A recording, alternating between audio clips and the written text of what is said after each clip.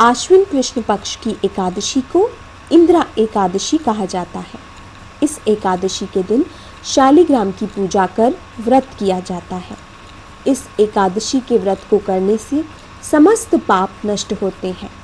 इस व्रत के फलों के विषय में एक मान्यता प्रसिद्ध है कि इस व्रत को करने से नरक में गए पितरों का भी उद्धार होता है। इस एकादशी की कथा को सुनने मात्र से यज्ञ करने के समान फल प्राप्त होते हैं। इंदिरा एकादशी व्रत कथा। प्राचीन सतयुग में महिष्मती नाम की नगरी में इंद्रसेन नाम का एक प्रतापी राजा राज्य करता था। वह पुत्र पौत्र धन धान्य आदि से पूर्ण और सदैव शत्रुओं का नाश करने वाला था। एक समय जबकि राजा अपनी राजसभा में सुखपूर्वक बैठा था, उसी समय महर्षि नारद जी वहां आए। नारद जी को देखकर राजा आसन से उठे और अर्घ्य आदि से उनकी पूजा करके उन्हें आसन दिया। नारद जी ने कहा कि हे राजन, मैं आपकी धर्मपरायणता देखकर अति प्रसन्न हुआ। नारद जी ने राजा को बताया कि एक बार मैं ब्रह्मालोक को छोड़कर यमलोक गया था। उस समय यमराज की सभा के मध्य में तुम्हारे पिता को बैठे देखा। तुम्हारे पिता महान ज्ञानी, दानी और धर्मात्मा थे। उन्होंने एकादशी का व्रत मध्य में छोड़ दिया था। उसके कारण उन्हें यमलोक में जाना पड़ा। आपके पिता का एक समाचार लेकर मैं तुम्हारे पास आया हूँ। तुम्हारे पिता ने कहा है कि मेरे पुत्र का नाम इंद्रसेन है, जो कि महिष्मती नाम की नगरी में राज्य करता है। यदि मेरा पुत्र आश्विन मास के कृष्ण पक्ष की इंदिरा एकादशी का व्रत करेगा तो इस व्रत के फल से मुझे मुक्ति प्राप्त हो जाएगी। इंदिरा एकादशी के फल से मैं इस लोक को छोड़कर स्वर्गलोक में चला जाऊंगा। जब राजा ने अपने पिता के ऐसे दुख भरे वाक्यों को सुना तो उसे बहुत दुख हुआ और राजा नारद जी से इंदिरा एकादशी का व्रत करने की विधि पूछने लगे। इंदिरा एकादशी विधि नारद जी ने बताया कि आश्विन मास की कृष्ण पक्ष की दशमी के दिन प्रातः काल में श्रद्धा सहित स्नान आदि करना चाहिए।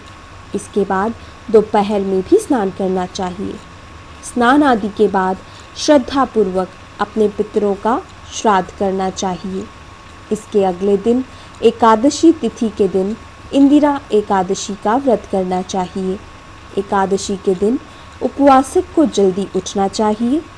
उठने के बाद नित्य क्रिया कार्यों से मुक्त हो जाना चाहिए।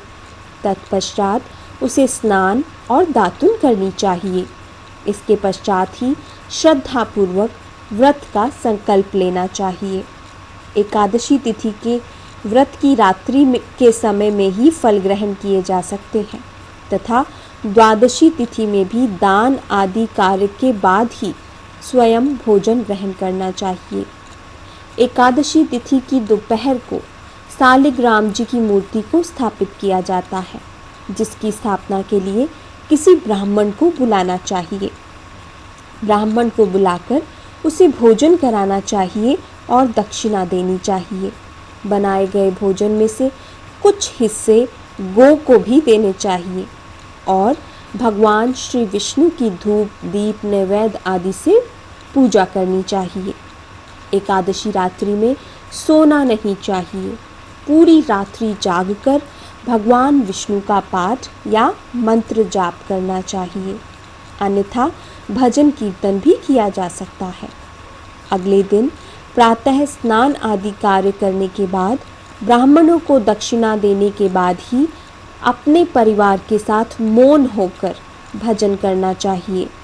एकादशी व्रत को कोई भी व्यक्ति अगर आलस्य रहित करता है तो उसके पूर्वज अवश्य ही स्वर्ग को जाते हैं।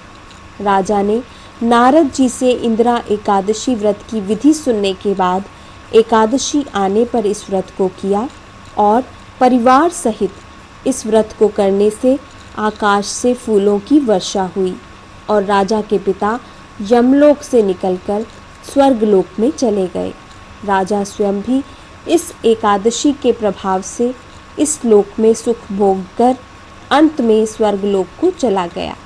इस एकादशी की कथा को सुनने मात्र से ही व्यक्ति के सभी पाप नष्ट हो जाते हैं।